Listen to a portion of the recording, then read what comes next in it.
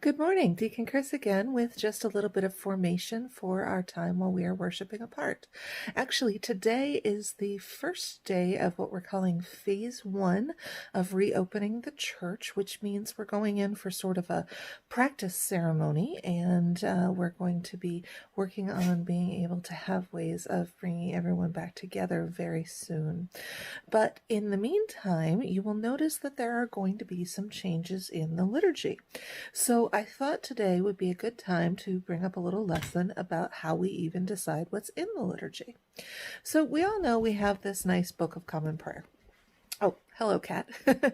And during the normal services, we have sort of a rhythm to how we do things and the order that everything goes into.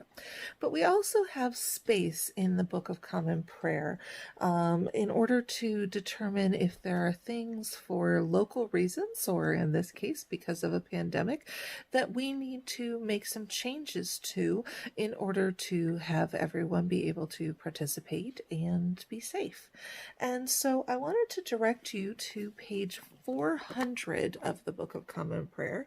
And on page 400, you will find an order for celebrating the Holy Eucharist.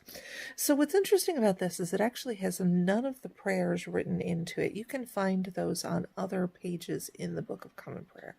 But what it has in here is what the church considers the essentials, what should be in a Eucharistic services. And so the pieces of this are that we should gather in the Lord's name, proclaim and respond to the Word of God, pray for the world and the church, exchange the peace, prepare the table, make the Eucharist, break the bread, and share the gifts of God.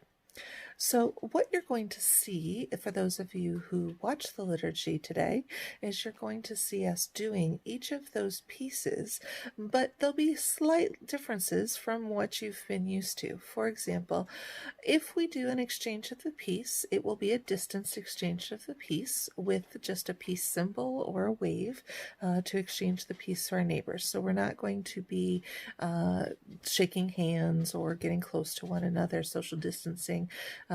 We need to make sure that we aren't doing that. And as far as the making of the Eucharist and the breaking of the bread, all of those pieces are going to happen. But we have decided that based on the bishop's directions, we are going to have a table off to the side where the choir used to sit.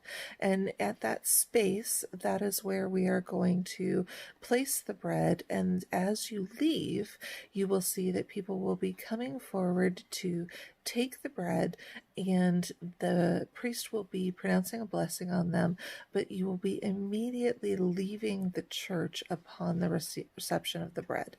That way, the motion is kept to a minimum, and we aren't in danger of not social distancing with one another as we go through that portion of the service.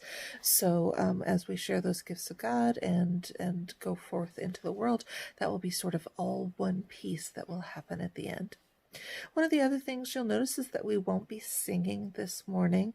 Current directions indicate that singing spreads droplets quite a bit further and has them hold in the air quite a bit longer.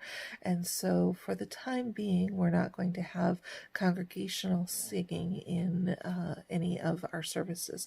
That doesn't mean that we won't bring singing back at some point, and we may do things like silent hymns where we listen to the music, but for the moment we're at least just trying to reopen cautiously, because of course our primary goal is to love our neighbor as we love ourselves, as we've been directed by the Lord.